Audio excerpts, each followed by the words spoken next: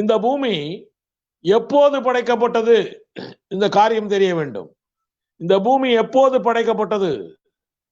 சிலர் சொல்லுகிறார்கள் 1ஆம் நாள் படைக்கப்பட்டது என்கிறார்கள், சிலர் 2ஆம் நாள் படைக்கப்பட்டது என்கிறார்கள். இப்படி ஒவ்வொருவரும் ஒவ்வொரு மாதிரி சொல்லிக் கொண்டிருக்கிறார்கள். அப்படியானால் இது 1ஆம் நாளோ 2ஆம் நாளோ இந்த பூமி படைக்கப்பட்டிருந்தால் இது படைக்கப்பட்டு கிட்டத்தட்ட 6020 வருஷங்கள் தான் ஆகிறது என்று அர்த்தமாகிறது. ஏனென்றால் ஏதேன் தோட்டத்து ஆதாம் முதல் இயேசு கிறிஸ்து வரும் வரைக்கும் 4000 ஆண்டுகள், இயேசு கிறிஸ்து வந்ததுக்கு பிறகு 2020 ஆண்டுகள், டோட்டல் 6020 வருஷங்கள் தானா என்ற கேள்வி வரும். புவியியல் ஆராய்ச்சியாளர்கள், ஜியோகிராபிக்கல் ஆராய்ச்சியாளர்கள் கண்டுபிடித்திருக்கிறார்கள், இந்த பூமி சிருஷ்டிக்கப்பட்டு உண்டாக்கப்பட்டு கோடா கோடி மில்லியன்ஸ் ஆஃப் இயர்ஸ் ஆகிறது என்று அவர்கள் சொல்லுகிறார்கள். அப்படி என்றால் நம்முடைய வேதம் பொய் சொல்லுமா? விஞ்ஞான உலகத்திற்கு, விஞ்ஞான கருத்துக்களுக்கு ஒத்திருக்கக்கூடிய ஒரே வேதம் நீங்களும் நானும் பயன்படுத்துகிற இந்த வேதம் மாத்திரம்தான். அப்படி என்றால் இதனுடைய முழுமையான காரியம் என்ன, எப்போது இது படைக்கப்பட்டது என்பதை பற்றி நாம் முதலிலே தெரிந்து கொள்ள வேண்டும். ஆதியாகமம் 1ஆம் அதிகாரம் 1ஆம் வசனத்திலே சொல்லப்பட்டிருக்கிறது. ஆங்கிலத்திலே வாசிக்கிறேன். In the beginning God created the heaven and the earth. ஆதியிலே தேவன் வானத்தையும் பூமியையும் சிருஷ்டித்தார். ஆனால் எபிரேயர் 1ஆம் அதிகாரம் 2ஆம் வசனத்திலே இவரை கொண்டு உலகங்களையும் உண்டாக்கினார் என்று எழுதப்பட்டிருக்கிறது. ஆக உலகங்கள் படைக்கப்பட்டிருக்கிறது. இந்த பூமியை போல நிறைய வேர்ல்ட்ஸ் படைக்கப்பட்டிருக்கிறது. இங்கே சொல்லப்பட்டிருக்கிறது, in the beginning God created the heaven and the earth. God created heaven and earth என்று சொல்லியிருக்கலாம். God created the heaven, the earth. ஏன் the earth என்று போடப்பட்டிருக்கிறது என்றால் இந்த பூமியை பற்றி தான் சொல்லுகிறது, நாம் இப்பொழுது இருக்கக்கூடிய பூமியை பற்றி தான் சொல்லுகிறது என்று அர்த்தம். இதை பற்றி தான் சொல்ல போகிறார், அங்கே மோசே எழுத போகிறார் என்ற அர்த்தம். ஆதியிலே என்று எழுதப்பட்டிருக்கிறது. எப்போது இந்த பூமி சிருஷ்டிக்கப்பட்டது, கிரியேட்டட், எப்பொழுது என்பதை ஆதியிலே, இன் தி பிகினிங். இதை யோவான் 1ஆம் அதிகாரம் 1ஆம் வசனத்தை வாசித்தோம் என்றால் நம்முடைய வார்த்தையாகிய தேவனை பற்றி சொல்லும் பொழுது ஆதியிலே வார்த்தை இருந்தது. அப்போ ஆதியிலே என்பது நம்முடைய வார்த்தையாகிய தேவன் எப்ப இருந்தா தெரியல, டேட்லெஸ் பாஸ்ட். ஆதியிலே ரொம்ப நாட்களுக்கு, ரொம்ப காலத்துக்கு முன்னாலே, கோடாகோடி வருஷத்துக்கு முன்னாலே இந்த பூமியும் வானமும் சிருஷ்டிக்கப்பட்டிருக்கிறது. இது குறித்து நான் யோபு சொல்லுகிற காரியத்தை உங்களுக்கு சொல்லலாம் என்று நான் இருக்கிறேன். இது குறித்து யோபு 38ஆம் அதிகாரத்துல 4 முதல் 7 வசனங்கள் சொல்லுகிறது, வாசிக்கிறேன். நான் பூமியை அஸ்திபாரப்படுத்துகிற போது நீ எங்கே இருந்தாய்? தேவன் யோபுவை பார்த்து கேட்கிறார். எப்பவோ அஸ்திபாரப்படுத்தி இருக்கிறார் இந்த பூமியை. நான் பூமியை அஸ்திபாரப்படுத்துகிற போது நீ எங்கே இருந்தாய்? நீ அறிவாளியானால் அதை எனக்கு அறிவி. அதற்கு அளவு குறித்தவர் யார்? அதன் மேல் நூல் போட்டவர் யார்? இதை நீ அறிந்திருந்தால் சொல்லு. அதன் ஆதாரங்கள் எதன் மேல் போடப்பட்டது? அதன் கோடிக்கல்லை வைத்தவர் யார்? அப்பொழுது விடியற் காலத்து நட்சத்திரங்கள் ஏகமாய் பாடி தேவபுத்தர் எல்லாரும் கம்பீரித்தார்களே என்று போட்டிருக்கிறது. ஆக ஆதியிலே தேவன் இந்த பூமியை அஸ்திபாரப்படுத்தின போது மனிதன் இல்லை, ஒருவனும் இல்லை என்று நாம் அறிந்து கொள்ளலாம். கோடா கோடி வருஷங்களுக்கு முன்னாலே இது சிருஷ்டிக்கப்பட்டிருக்கிறது. இந்த பூமியை ஆதியாகமம் 1ஆம் அதிகாரம் 1ஆம் வசனத்திலே சொல்லப்பட்ட பூமியை தேவன் எதற்காய் படைத்தார்? இதுதான் கேள்வி. ஏசாயா 45ஆம் அதிகாரம் 18ஆம் வசனம் சொல்லுகிறது, வானங்களை சிருஷ்டித்து, ஒரு வானம் அல்ல பல வானங்கள், ஒரு உலகம் அல்ல பல உலகங்கள், வானங்களை சிருஷ்டித்து பூமியையும் இப்ப நம்ம எந்த பூமியை பத்தி பேசிட்டு இருக்கிறோமோ அத, இந்த பூமியையும் வெறுமையாய் இருக்க சிருஷ்டியாமல் அதை குடியிருப்புக்காக செய்து படைத்து, ஆக ஆதியாகமம் 1ஆம் அதிகாரம் 1ஆம் வசனத்திலே சொல்லப்பட்ட பூமியை சும்மா வெறுமனே அவர் படைக்கல, குடியிருப்புக்காக படைத்திருக்கிறார் என்று வேதம் சொல்லுகிறது. ஆக வாழ்வதற்காகவே படைத்திருக்கிறார் என்று வேதம் சொல்லுகிறது. அப்படி என்றால் ஏதோ ஒரு ஜீவராசியை அங்கே அவர் வைத்திருக்க வேண்டும். வாழ வேண்டும் என்றால் அது ஜீவராசி, உயிருள்ள ஜீவராசியாய்த்தானே இருக்கணும். அதனால ஏதோ ஒரு ஜீவராசியை வைத்துத்தான், வாழ்வதற்காகத்தான் அந்த பூமியை அவர் சிருஷ்டித்திருக்க வேண்டும் என்று அறியலாம். நம்மை போல மனித இனம் இருந்திருக்குமா? இது ஒரு கேள்வி. நம்மை போல மனித இனம் இருந்திருக்குமா? வேதம் அதை பற்றி விளக்கமாய் சொல்லவில்லை. ஆனால் குடியிருப்பு இருந்திருக்கிறது என்று ஏசாயாவிலே சொல்லப்பட்டிருக்கிறது. இன்றைக்கு நம்ம மியூசியத்துக்கெல்லாம் போனோம்னா அங்கே ஒரு மனித எலும்பு ஒன்று இருக்கிறது. அந்த எலும்புக்கு கீழே எழுதப்பட்டிருக்கிறது, இது மில்லியன்ஸ் ஆஃப் இயர்ஸுக்கு முன்னாலேயே இது எடுக்கப்பட்ட மனிதனுடைய எலும்பு என்று சொல்லப்பட்டிருக்கிறது. அப்படி என்றால் அந்த ஆதியாகமம் 1ஆம் அதிகாரம் 1ஆம் வசனத்திலே சிருஷ்டிக்கப்பட்ட அந்த பூமியிலே ஒருவேளை மனிதன் நம்மை போலவோ எப்படியோ இருந்திருக்க வாய்ப்பு இருக்கிறது என்று நாம் நினைக்கலாமே ஒழிய, மற்றபடி வேதத்திலே திட்டமும் தெளிவுமாய் சொல்லவில்லை. சரி, ஆனாலும் குடியிருப்பு இருந்திருக்கிறது. ஆதியாகமம் 1ஆம் அதிகாரம் 2ஆம் வசனத்திலே சொல்லி இருக்கிறது, பூமியானது ஒழுங்கின்மையும் வெறுமையுமாய் இருந்தது, ஆழத்தின் மேல் இருள் இருந்தது. தேவன் படைத்தது ஒழுங்கின்மையும், இர்ரெகுலர், ஹீப்ரு பாஷையிலே டோஹு, வெறுமையுமாய், வெயின், வேனிட்டி, ஹீப்ரு பாஷையிலே போகு. ஆக டோஹு போகுவாய் இந்த பூமி இருக்குமா? நம் தேவன் படைத்தது. நம் தேவன் ஒழுங்கின்மையும் வெறுமையுமாய் வைத்திருப்பாரா?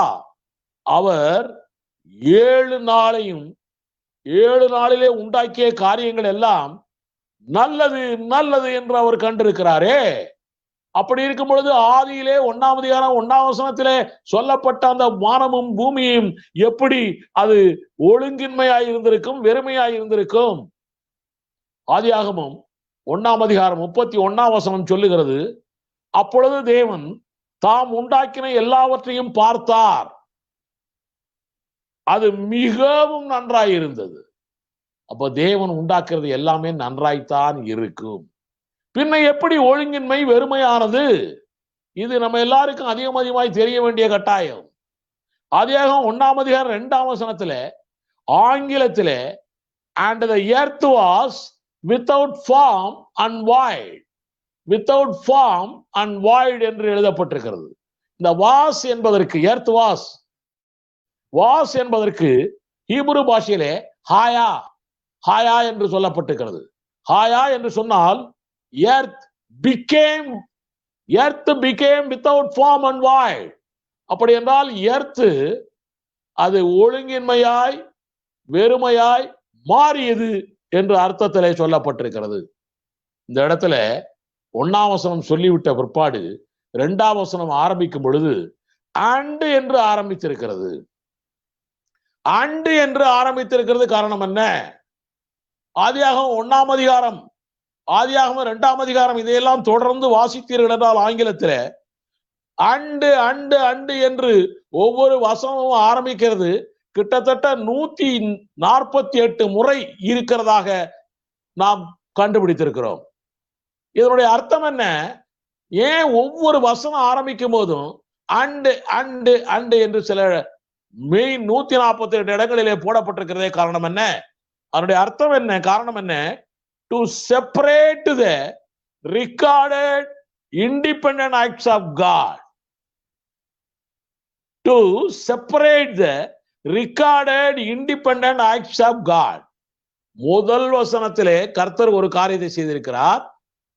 அந்த காரியத்துக்கும் 2வது வசனத்திலே சொல்லப்பட்ட காரியத்துக்கும் இடைவெளி இருக்கிறது, செப்பரேஷன் இருக்கிறது. அதனுடைய தொடர்ச்சி அல்ல இது. இதை காட்டுவதற்காகத்தான் அண்டு என்று போடப்பட்டிருக்கிறது. வசனம் 2 ஆதியாகமம் 1ஆம் அதிகாரம் 2ஆம் வசனமும் that is independent of ஆதியாகமம் 1ஆம் அதிகாரம் 1ஆம் வசனம். வானம் பூமி படைத்தது, தேவன் படைத்தது, அது ஒரு செயல். அது ஒழுங்கின்மை வெறுமையுமானது, அது இன்னொரு செயல். அப்படியானால் இந்த ரெண்டு செயலும், இந்த ரெண்டு வசனத்துக்கும் இடையிலே ஏதோ ஒரு காரியத்தால தான் நடந்திருக்க வேண்டும். அதுதான் எசேக்கியேல் 28ஆம் அதிகாரம் 12 முதல் 19 வசனங்களிலே போடப்பட்டிருக்கிறது. எசேக்கியேல் 28ஆம் அதிகாரம் 12 முதல் 19 வசனங்களிலே எழுதப்பட்டிருக்கிறது. அங்கே எர்த்லி தீரு ராஜாவை பற்றி சொல்லப்பட்டிருக்கிறது. அதை ஃபுல்லா படிச்சுக்கிட்டே போனோம்னா அது தீரு ராஜாவை பற்றி வராது, அது சாத்தானை பற்றி வரும். சூப்பர் நேஷனல் கிங் ஆஃப் தீரு, சாத்தான், லூசிபரை பற்றி வரும். அது தீரு ராஜாவை பற்றி ஆரம்பிக்கிறது, அது தீரு ராஜாவையும் குறிக்கிறது. ஆனால் மெஜாரிட்டி இன்சிடென்ட்ஸ் அது லூசிபரை தான் குறிக்கிறது, வேறு யாரையும் குறிக்கவில்லை. இதை வேத வல்லுநர்கள் லா ஆஃப் டபுள் ரெஃபரன்ஸ் என்று சொல்லுவார்கள். லா ஆஃப் டபுள் ரெஃபரன்ஸ், ஒரே காரியத்திலே இரண்டு ரெஃபரன்ஸுகள் வந்து சேரும். இது தீரு ராஜாவை பற்றியது. ஏசாயாவிலே வாசித்தீர்கள் என்றால் 14ஆம் அதிகாரம் 12 முதல் 15 வசனங்களை வாசித்தீர்கள் என்றால் அங்கே பாபிலோன் ராஜாவை பற்றி சொல்ல ஆரம்பித்து அங்கேயும் சாத்தானை பற்றி சொல்லப்பட்டிருக்கிறது. ஆக பாபிலோன் ராஜாவை பற்றி சொல்லப்பட்டு சாத்தானை பற்றி சொல்லப்பட்டிருக்கிறது. Double reference, double reference. தீருவை பற்றி சொல்லப்பட்டு அப்படியே சாத்தானை பற்றியும் சொல்லப்பட்டிருக்கிறது, ரெண்டு ரெஃபரன்ஸ். இதை இன்னும் கொஞ்சம் விளக்கமாய் நான் உங்களுக்கு சொல்ல போகிறேன். தானியேல் 10ஆம் அதிகாரம் 13ஆம் வசனத்தை வாசித்தோம் என்றால், பெர்சிய ராஜ்யத்தினுடைய அதிபதி 21 நாட்கள் மட்டும் வானத்திலிருந்து தானியேலுக்கு பதிலை கொண்டு வருகிற தேவதூதனோடு எதிர்த்து நின்றானாம். ஆனாலும் பிரதான அதிபதிகளில் ஒருவனாகிய மிகாவேல் எனக்கு உதவியாக வந்தான். ஆதலால் நான் அங்கே பெர்சியாவின் ராஜாக்களிடத்தில் தரித்திருந்தேன் என்று அந்த தேவதூதன் தானியேலிடம் சொல்லிக் கொண்டிருக்கிறான். அப்படி என்றால் இதைத்தான் நான் முன்னொரு செய்தியிலே சொன்னேன். இந்த பூமியிலே என்னென்ன ராஜாக்கள் இருக்கிறார்களோ, அமெரிக்கா, ஜப்பான், இங்கிலாந்து, இந்தியா, இப்படி பலதரப்பட்ட ராஜாக்கள் இருக்கிறார்களே, இதற்கு ஏற்றபடியான ராஜாக்கள் பரலோகத்தில் இருக்கிறார்கள், அந்த 2ஆம் வானத்தில் இருக்கிறார்கள். 2ஆம் வானம் தான் தலைமைச் செயலகம், சாத்தானுடைய தலைமைச் செயலகம் என்று நான் கடந்த வாரம் உங்களுக்கு செய்தியிலே சொன்னேன்.